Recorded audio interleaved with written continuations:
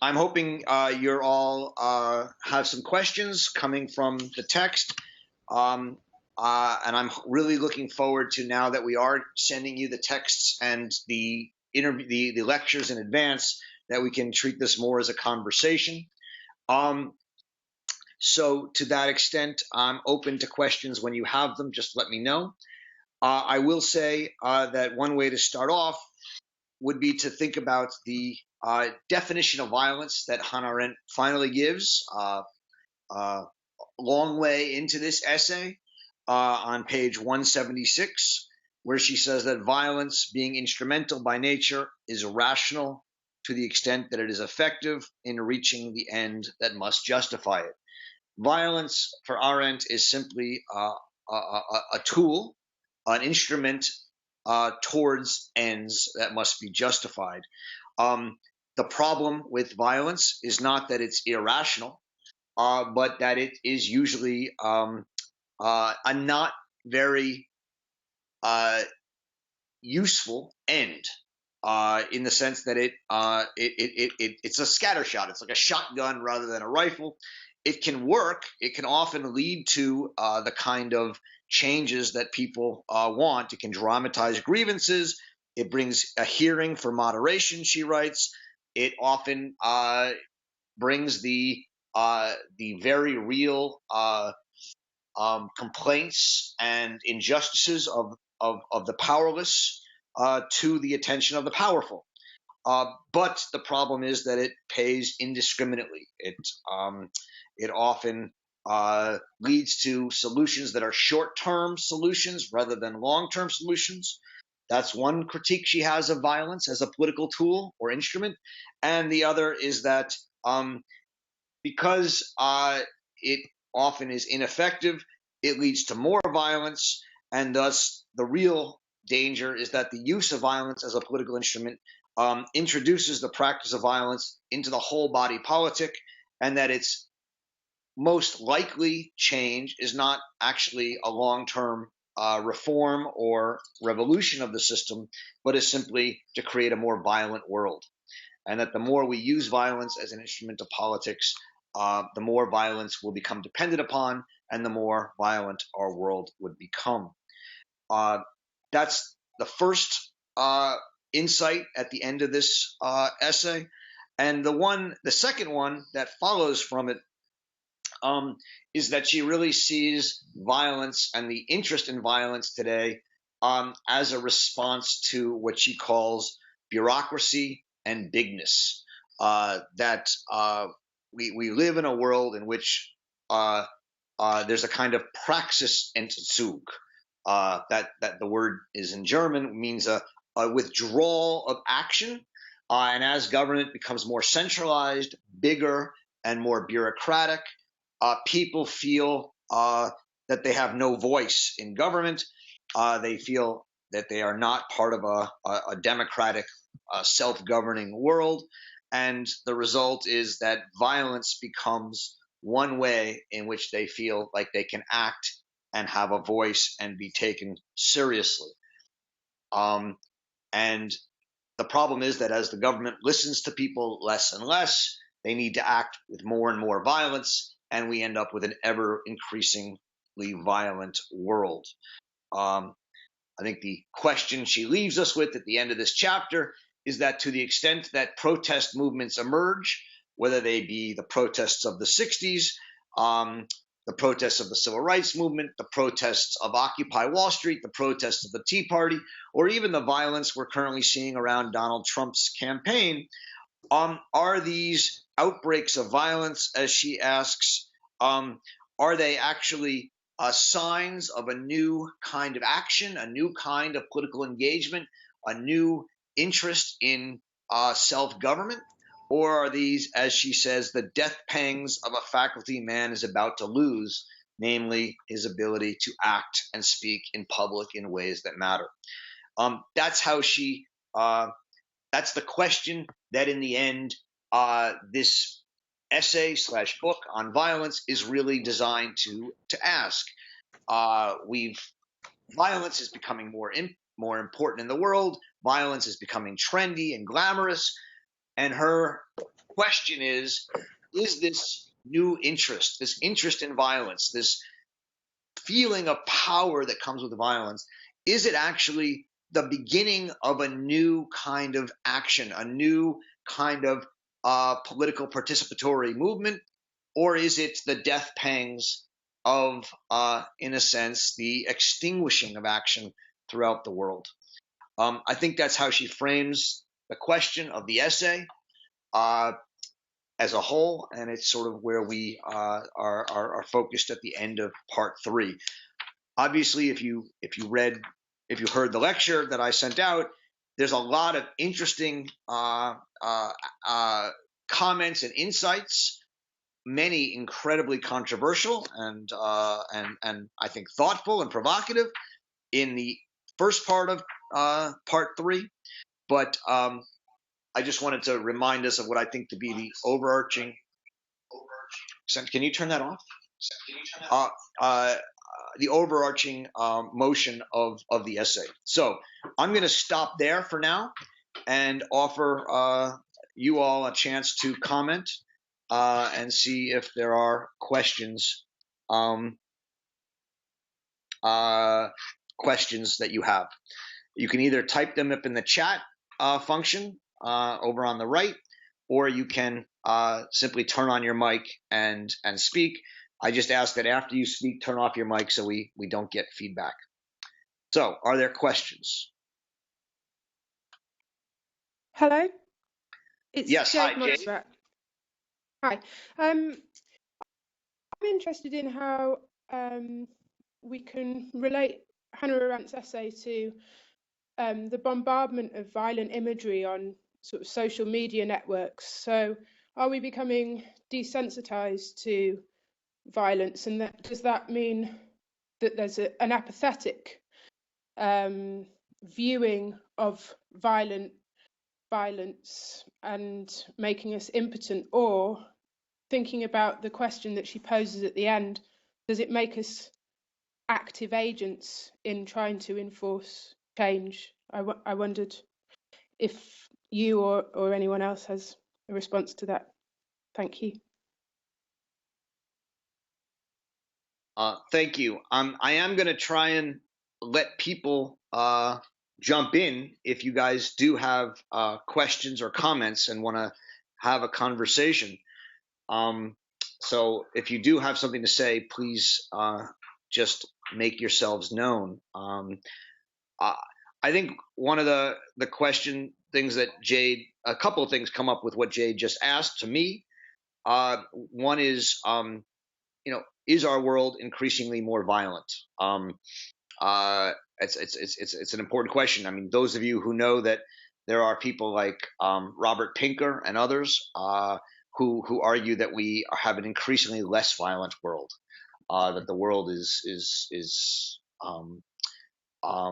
largely that if you do the numbers, fewer people are being killed by violence and in violent conflict on a mass level regularly almost every year, but certainly decade by decade. One way to think of that is that we live in an increasingly bureaucratic world, one that is increasingly governed in the sense of controlled by police, institutions,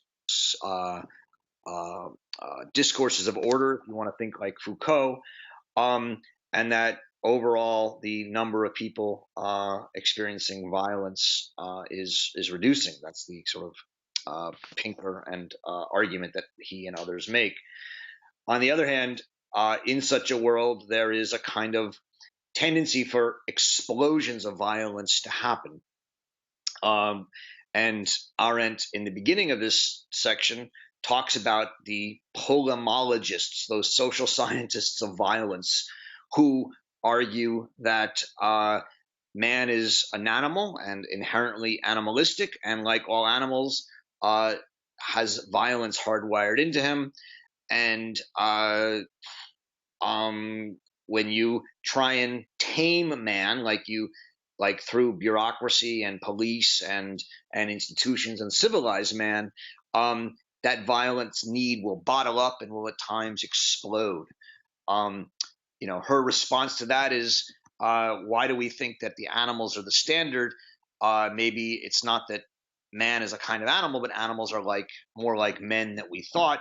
And the great line that she offers is, well, the reason we take animals as the standard is it's easier to study animals, not because we're more willing to do inhumane experiments on animals, but because man cheats, which is another way of saying man is free. Man is harder to study than animals are. In any case, I think the point is that the thesis that man is simply has a need for violence that is bottled up doesn't have to come from animals. I think it's one we can see in ourselves, and one way to think about Jade's question is along those lines. But are there other comments or thoughts? Can I just come back? Yeah. Sorry, it's with the using. We're seeing so much of it. Yesterday, I saw a video clip of children in Syria. We've seen with Calais and the refugees. We're seeing lots of violent imagery, and also with this sort of desensitization, the tools to inflict violence. Drones. I'm reading this book on drone theory. So we've got this removed from it, and I wonder. Yeah. I just wonder about that. Thank you. Yeah, I mean, one way to think about that, Jade, is that as the world becomes, if violence is a way of sort of feeling listened to and feeling like one acts, we see more and more violent or criminal action. We become somewhat immune to it or desensitized to it, as you say. And in order for the violent action to be listened to or taken seriously, it has to be ratcheted up. And so even though overall there's less violence and less death in the world, according to the statisticians, when violence explodes, it needs to explode quite violently in order to be listened to and taken seriously. You have what we call a kind of protest inflation.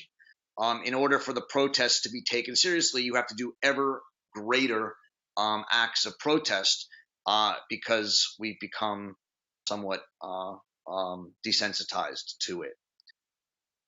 But are there other people who'd like to chime in here? Yeah, as I recall, Pinker, he attributes this decline of violence to the Leviathan.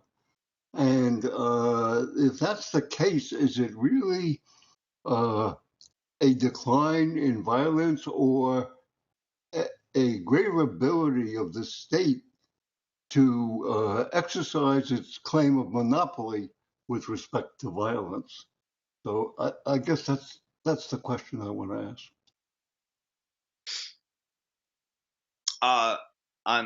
My understanding of Pinker is that the claim that we're becoming less violent is a claim that there's a kind of altruistic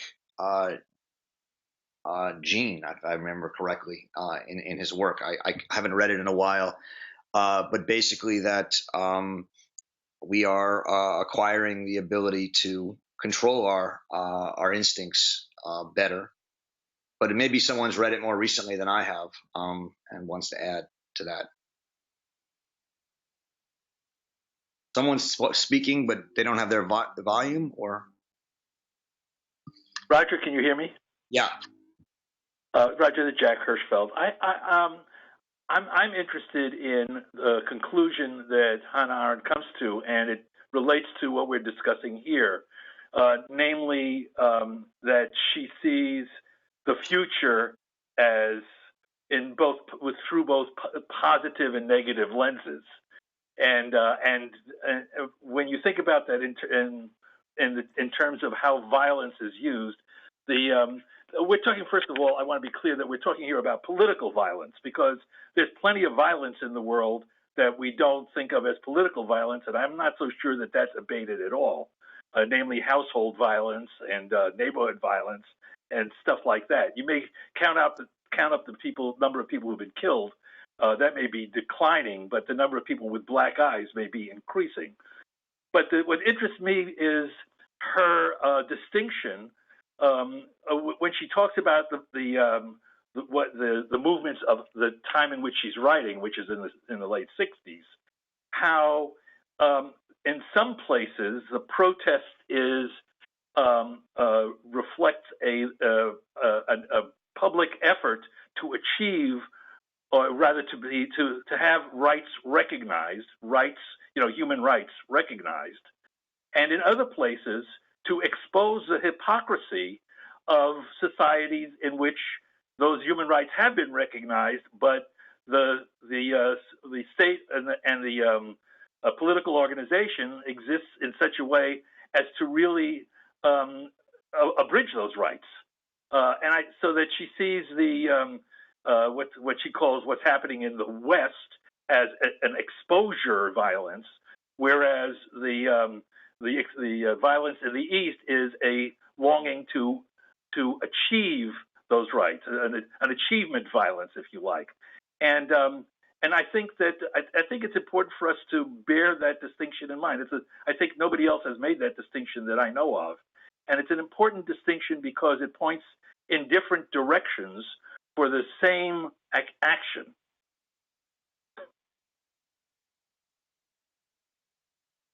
Jack, the distinction you are making is between violence in the East, which exposes. She doesn't use the word East and West, so you're adding something in here.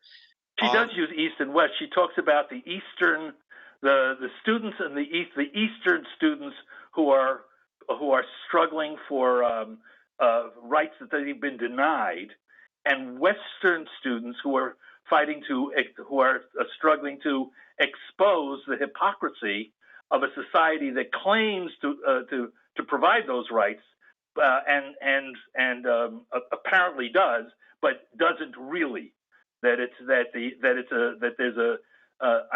She doesn't quite use these terms, but the description is of of American society, where people have designated rights, but those rights are actually denied. Mm-hmm. So I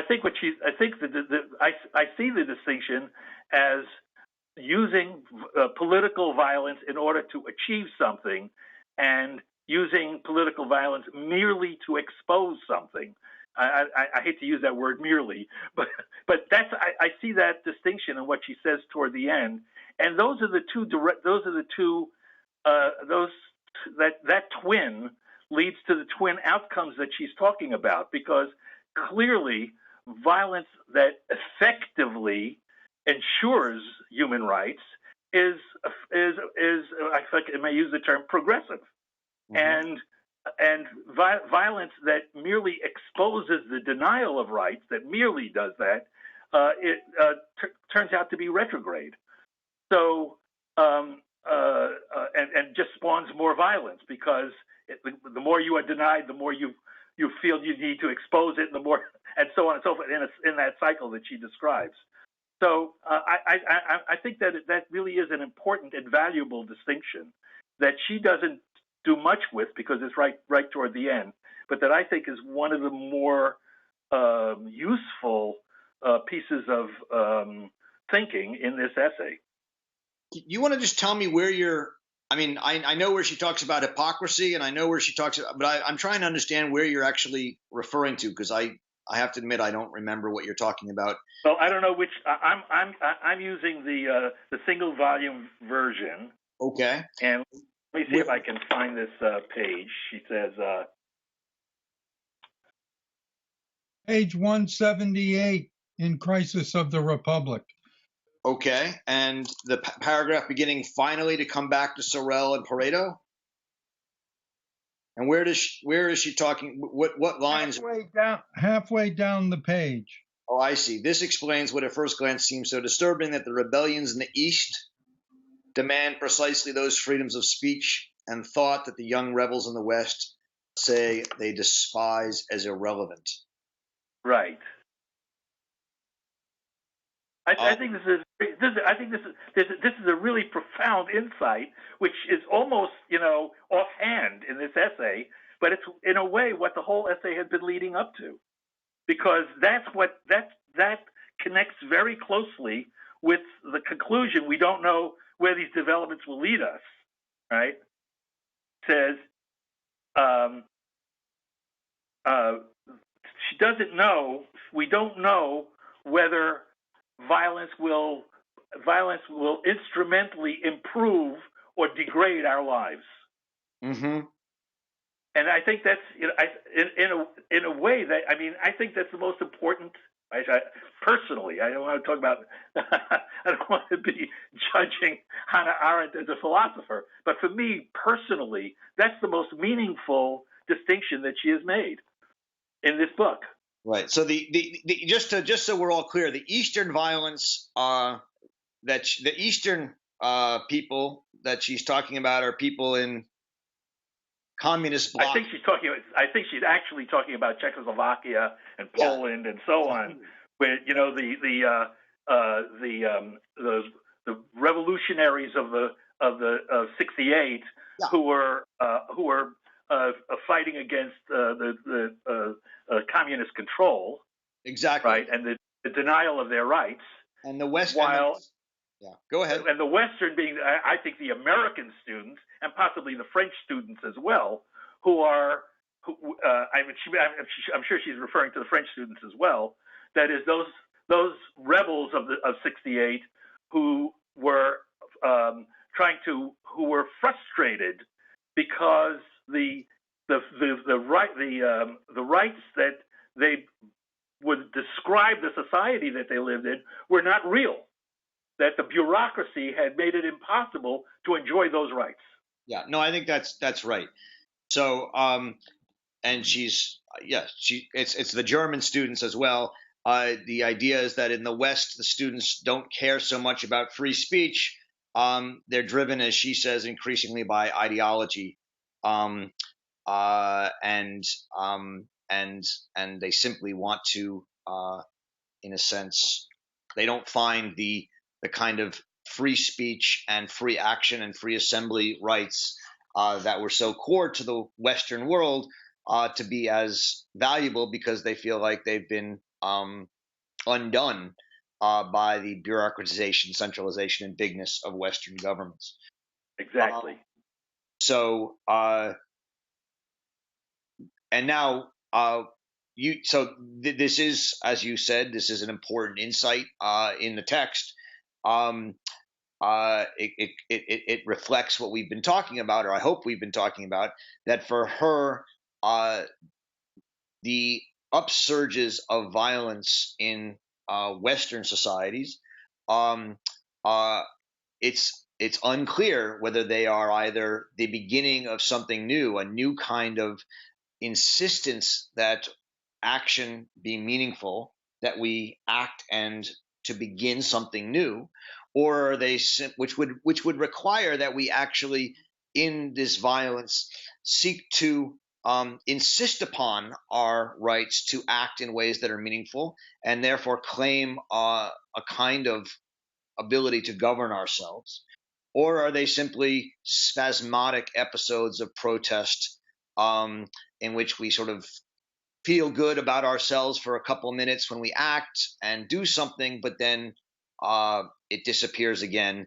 And these are really just sort of the last death pangs, the last sort of exhausting letting out of a feeling of action that no longer is going to exist anymore. I think that is the question she's asking. To bring it back to Jade's point, we have increasingly these kind of spasms of violence. They feel good maybe for the people acting them, but they don't make much impact on society. and therefore society continues to ignore these spasms of violence. And in order for the spasms of violence to be taken seriously, they have to become ever more violent, which leads to a kind of inflation of violence that I think we're seeing. I wonder, Roger, can you hear me? Yep. Yeah. So I wonder if that could be a point at which we can see why she would differentiate, or would want to differentiate, the Hungarian Revolution, if you like, from the student protests in '68, with regard to maybe the space in which these things took place. One being the university, which she does not exactly deem as a political space per se, and one the streets, pretty much. But I think that's an interesting point, and I think I personally, while coming from Turkey and being currently in Istanbul, want to link back to her distrust to the intellectuals as the potential revolutionaries, where she's sort of denying the intellectual a public role, maybe due to the fact, or a pseudo fact, that the intellectual may not be too informed about the public thing, about public space. I don't know, these are just some preliminary thoughts that I thought maybe could keep the discussion going. Yeah. Anyway, I mean, I think the Hungarian Revolution is certainly one of the key ones on her mind, and the space of the revolution is the street, but is also the council. Totally, yeah. What she most likes about the Hungarian Revolution are the spontaneous, as she puts it, rise of councils, workers' councils that begin to govern factories, but also increasingly to govern local towns and rise up. How spontaneous they are is an interesting question. As many people have argued, they were prepared by years of work in labor unions and other things. But she does call them spontaneous in that way. Other questions or comments? Roger, Harold here. Can you hear me? Good. So I thought the top of page 178 in the crisis, where was just really articulates what's going on today in the U.S. politically, where she says, in a fully developed bureaucracy, there is nobody left with whom one can argue, to whom one can present grievances, on whom the pressures of power can be exerted. Bureaucracy is the form of government which everyone is deprived of political freedom, of the power to act, for the rule by nobody is not no rule, and where all are equally powerless, we have a tyranny without a tyrant.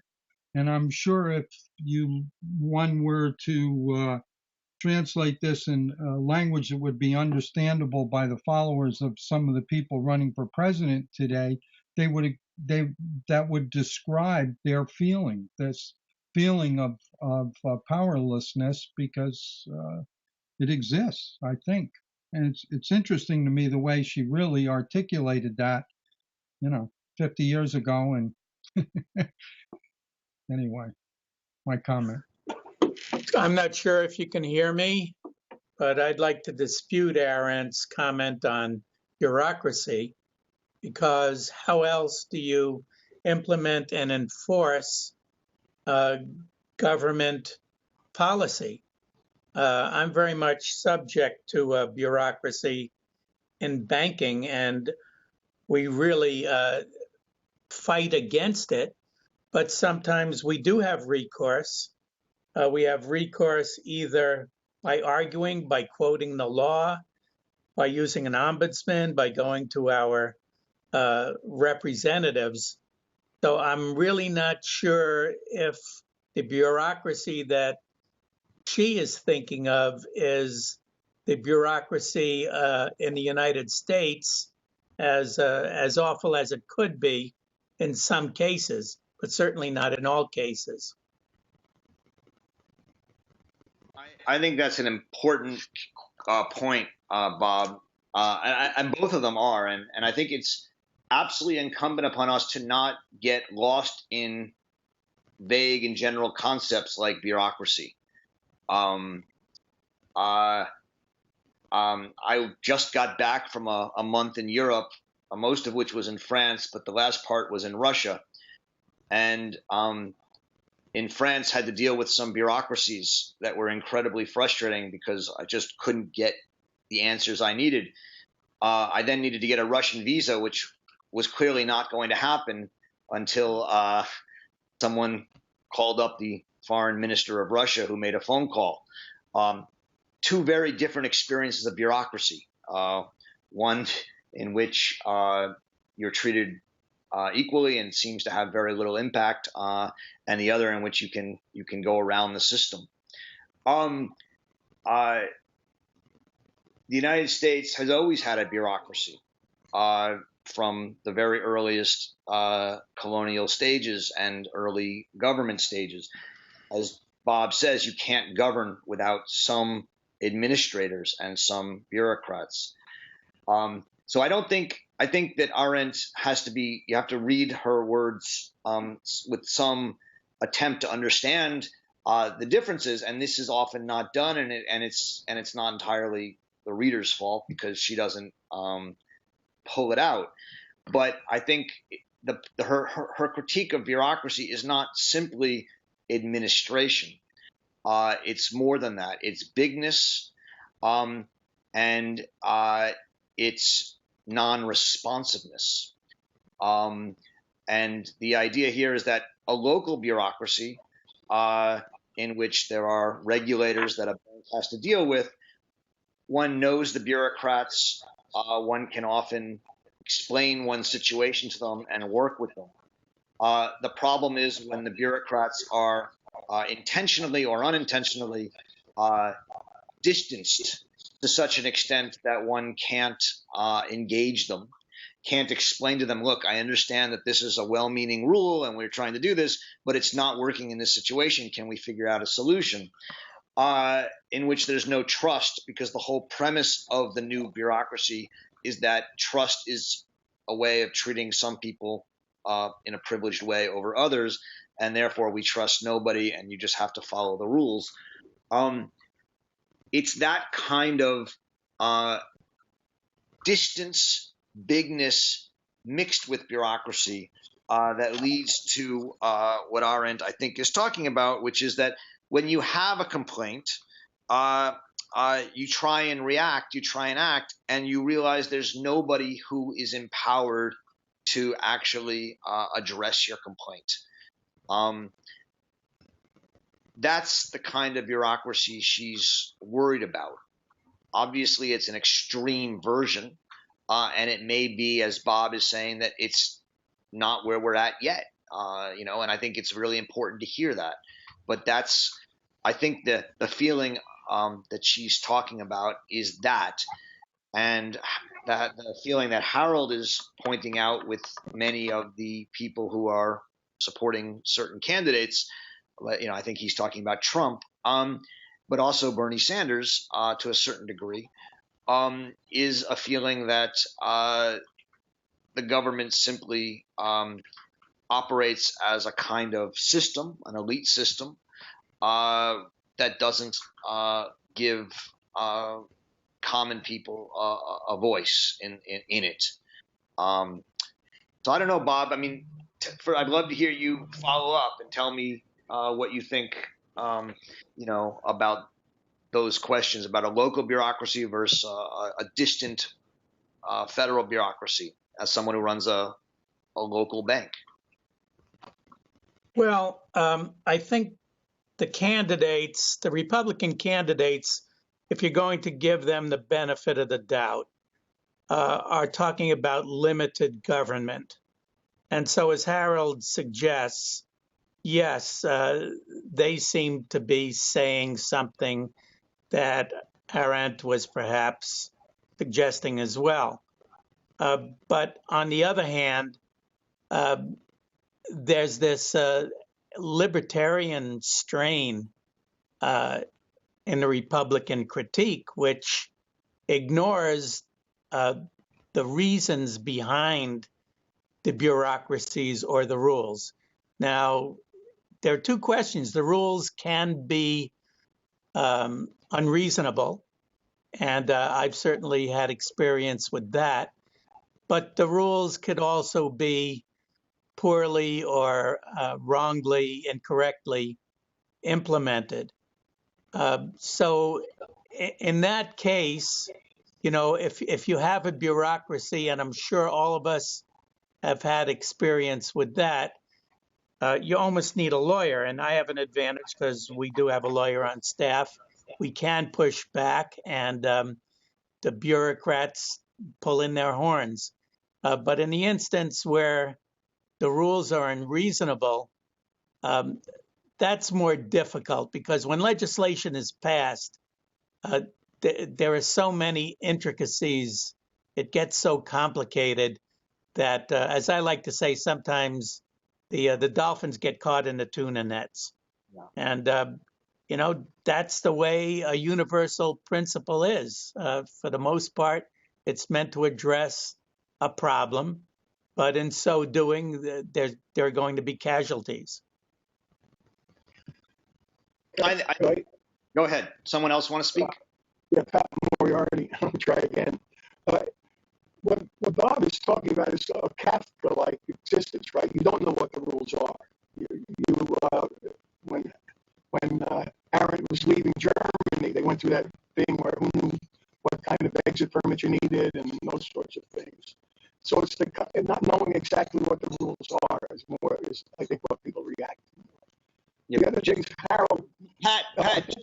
Pat, just so you know, we're not getting you very clearly. I don't know if. Oh, okay. How am I doing now?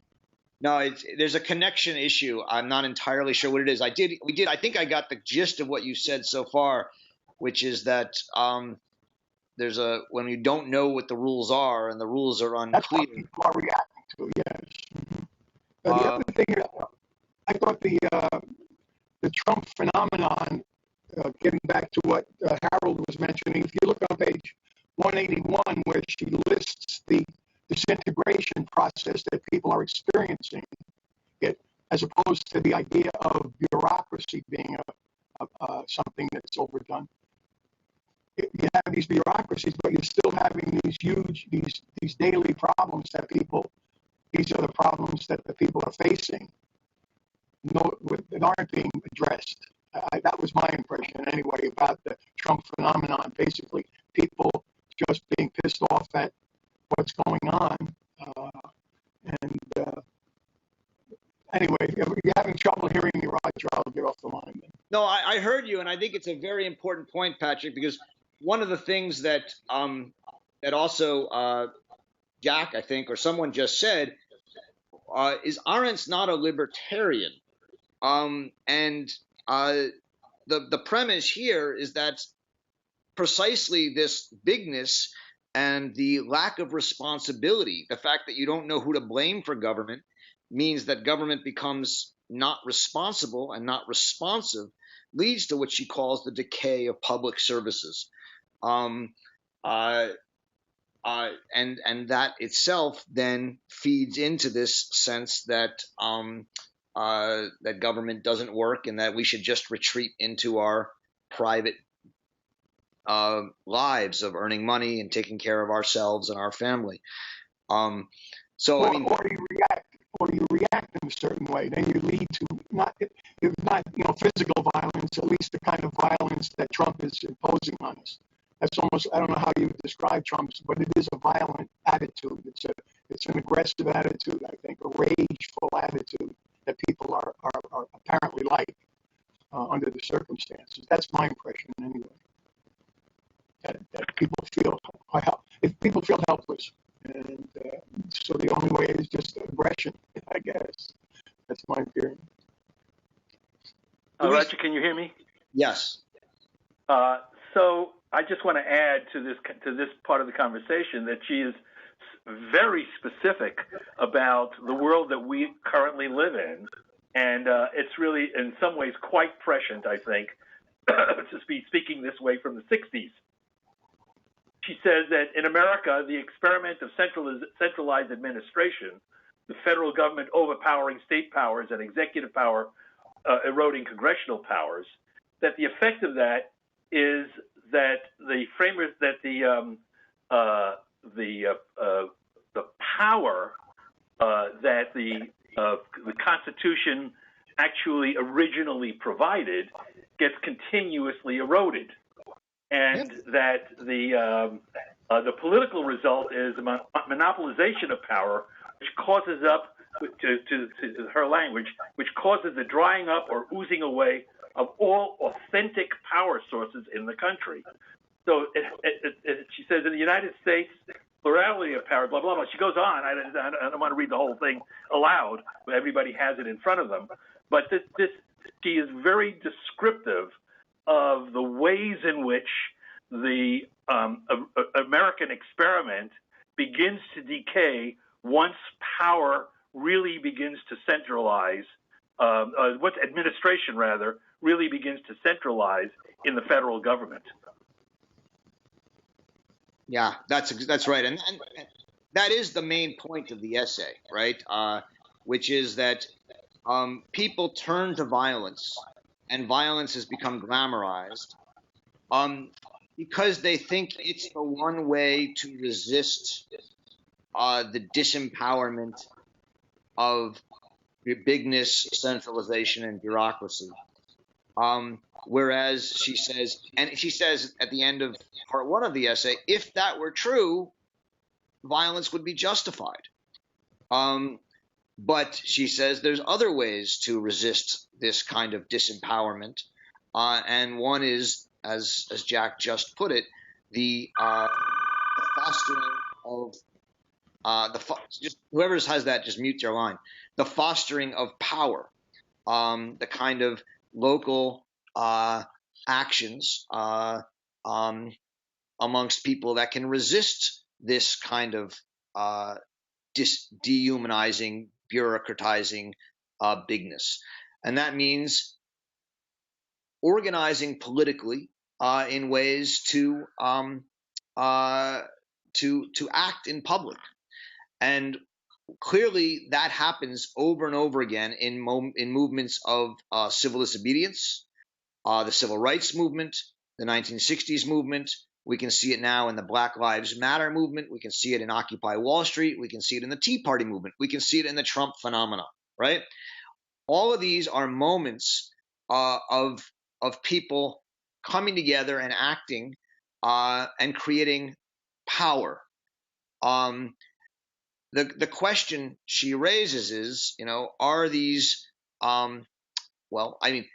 are these moments of action that create power, are they the beginning of something new? Can they create new institutions, new ideas that will actually create powerful institutions that can resist the kind of federal bureaucracy, the big bureaucracies that we have? Or are they sort of sputtering protests that make you feel good for a short period of time, but don't actually accomplish something? They could, of course, create short-term solutions, and she says violence can often create short-term solutions, and you see that, I think, very clearly now with the Black Lives Matter movement, which is undoubtedly having success in creating short-term solutions, but will they create structural long-term solutions? And that depends on whether they successfully institute institutions of power that will last and insist upon meaningful societal and institutional and structural changes in our society. Hey, Roger. Yes? Can you hear me? Yes. Turn it up a little bit. Turn up your... Oh, yeah, I can hear you. Okay. I was just wondering about the importance of responsibility and freedom in this creation of power and new institutions like we see in the book. on revolutions also. What do you think about that? By which institutions do you have in mind? Like local governments or wards? Yes. Yes. Yeah, I mean, I think, Natalia is bringing up on revolution. Hannah Arendt says that, and this comes back to Jack's point as well, that the sort of the great innovation of the American Constitution was that it created a new system of power, a new experience of power, in which power was pluralized instead of centralized. So you not only had the federal government with the president, the legislator, and the judiciary, but you also had the states and the counties, and that each of these different or institutions were democratic and were based in local action of people, and therefore created power structures that could oppose each other. And if one got too strong or too tyrannical, the others would resist it. I think you're seeing the two ways to express that. One is, I think, for at least two reasons, in the 20th century, you've seen a centralization of power away from the counties and the states and towards the federal government. Actually, I'll offer three reasons. One is the national security state. As America has become a more internationalist power, it has insisted upon controlling more and more of the decisions we make in order to project a kind of power as a national security state around the world. The second is the progressivist movement, which basically suggested that certain states and localities in the United States were discriminating and prejudiced in ways that were unacceptable. And so you created a desire for the federal government to overturn local power structures. And then the third is that people increasingly found that they didn't want to pay local taxes. And so they outsourced their services, which localities had run, schools, roads, garbage collection, water, sanitation, to ever higher levels, so that they didn't have to pay local taxes, and then the county or the state or the federal government would collect national taxes and then give the money back to localities to run their services. The problem is that when you do so, you lose control over your schools, water, sanitation, etc., because whoever pays for it has a certain amount of control. And so what you see for at least these three reasons, a trend throughout the 20th century of money and control going up the system away from localities towards Washington.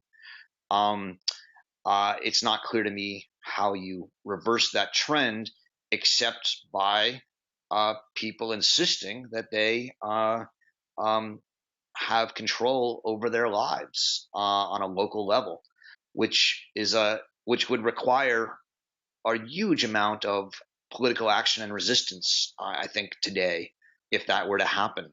I mean, you're talking about a trend that's happened over 60 to 100 years of the increasing centralization of power in the United States. Power rarely gives up power without a fight. It happened with lots of little fights on all of these issues, including the three I mentioned. To try and pull that back now would be very difficult. But I think that's what some people would like to do.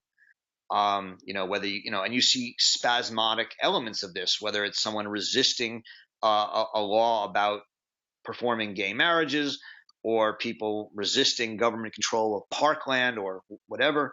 And these things are often seen as somewhat crazy and illegal, which they are to some degree. And yet there's a this is, I think, some of the issues going on. I think Occupy Wall Street was also another element of this. I don't know if that answers your question, Natalia, but I think to pull back this kind of power is not going to be easy, if possible at all, or if desirable. Yes, it does. I agree with you. I mean, and Bob Meyerson raises, important questions about this. I'd love to hear you chime in, Bob. I mean, bank regulations used to be local, state regulations. For a whole lot of reasons, they've become federal. It makes it much easier for big banks. It probably disadvantages, I think, local and smaller banks. Is that right? And, what would it take is it even conceivable to rethink the structure of where that regulation is located at this day and age? Well, to speak as a devil's advocate to some extent, something had to be done. The big banks almost brought down the entire economy, the entire world economy. There had to be a response, and the response in this country was through Congress. As a result, you got the Dodd-Frank regulation. And in the course of that, there's some good that comes from it. But as I mentioned, the dolphins in the tuna net, there are also casualties. And I think, to get into the weeds a little bit, Dodd-Frank did not attack maybe what was at the root of this, which is what you suggested, and that's bigness. I mean, the largest banking institutions in the country are in the trillions of dollars in asset size. And in fact, as a result of the government's panicked response, which I supported, I mean, there was a point at which I wondered what was going to happen. But as a result of that, those big institutions became even bigger. And so, when you have a government that is somewhat responsive to the citizenry, as we have in this country, well, then I think we owe a debt of loyalty to what comes out of it, as imperfect, maybe as the solution was. But we also have to realize that maybe it's going to take another solution. So as far as bureaucracy goes, a new bureaucracy was created out of Dodd-Frank as well as new regulations. And we're probably just starting to see the effects of that. One negative effect is having put something of a kibosh on mortgage lending. If anybody here has tried to get a mortgage recently, it's become a lot more difficult. You might say a lot more bureaucratized, but there are good reasons for that. It's not arbitrary. There was a logic behind it. Thanks.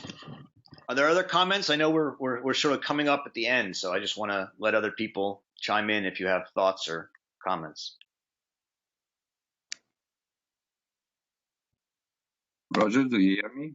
Yes. Okay. I want to bring it a little bit back to Europe. Here you have been in Paris last week. In Paris, we had in November 13 the terrible attack. We had a similar attack here in Brussels, not far from where I live. You said that the ultimate concern of Arendt is that things are getting out of control.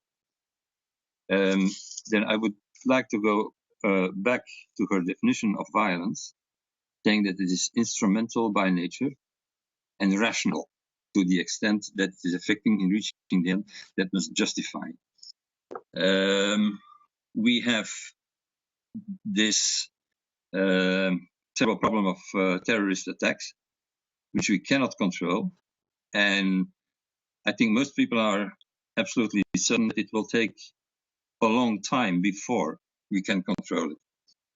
Now, I was surprised to read the announcement by Mr. Kerry that he was coming to Belgium to present his condolences last Friday. He came a short while, but it was announced up front by him that he first would go to see Sergei Lavrov in Russia, then make a stopover in Brussels, and would go further onwards. Now, what I see here is two levels. One level where, let's say, the ordinary people are, or really low-class people who cannot control anything. Those are the people who make the attacks, and those are the people who suffer from the attacks. There's a second level where Mr. Kerry says, why did he explained why he came to Brussels. Of course, he said, I'm to for the condolences, but also reinforcing and making sure that after what happened in Brussels, Belgium would continue its efforts in the global fight against terror, where both Russia and the US have a common interest in keeping the whole thing contained in the Middle East, but their approach is different because they have different aims. Now, that global warmongering that is going on, and you see it happen at the same time as at the lower level, people are suffering, and we can discuss whether it is rational what the people, the terrorists are doing. But aren't we already in a situation which you said is the most important concern of Arendt, that in practice, violence, like all actions, changes the world, but the most probable change is to a more violent world. And I have the impression that on both levels, the global level and the local level, we have an increase of violence. Moreover, people also within Belgium, for instance, and it's happened in other countries also, right-wing people are starting to act very violently towards other parts of the local communities. Also with the immigration problem, but I don't want to mix up everything. So my question is, do you think that Arendt would also maybe make a distinction now between what's happening on a global level with the war on terror and what is actually happening on a local level where people are grabbing violence and are suffering from violence? Thank you.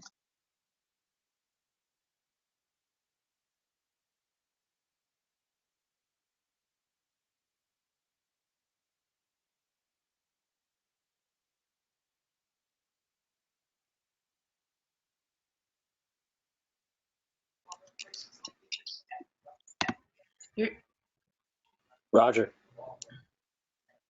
your mic. I want to, Jan, yes, I'm sorry about that. You're absolutely right. And what we have to remember is that it's not only that everyday people are losing their power and feeling powerless, but that we are in a situation, according to Arendt, where governments, because they have lost their power base, because they've relied on bureaucracy and police and other forces, are becoming disempowered. And as they become empowered, there's a tendency to try and substitute violence for power as a way of keeping control and keeping their authority. And he thinks that will not work in the end. And you can find that in many places in the essay, but including the last paragraph of the essay, where she writes, again, we do not know where these developments will lead us, but we know or should know that every decrease in power is an open invitation to violence, if only because those who hold power and feel it slipping away from their hands, be they the government or be they the governed, have always found it difficult to resist the temptation to substitute violence for it. And I think that we are currently living in a world that's increasingly powerless, both the government and the governed. We confuse power and violence, and we think that because the governments are ever more violent, that they have power, but that's actually not the case. And the interview we're going to read for next week or next month, Thoughts on Politics and the Revolution, is precisely about this. It's an attempt, and in it she talks about what makes a revolutionary situation. And the 1960s, and I think right now, are for her have one element of what she takes to be a revolutionary situation, which is the loss of power.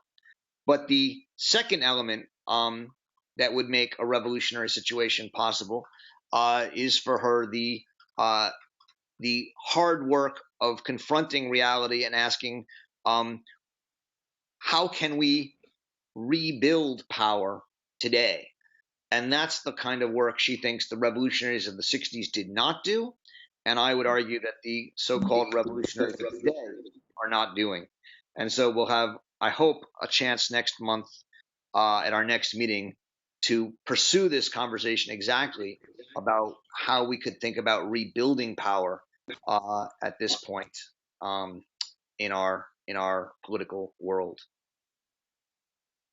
Does anyone want to feel the need to make a final comment, or should we end there?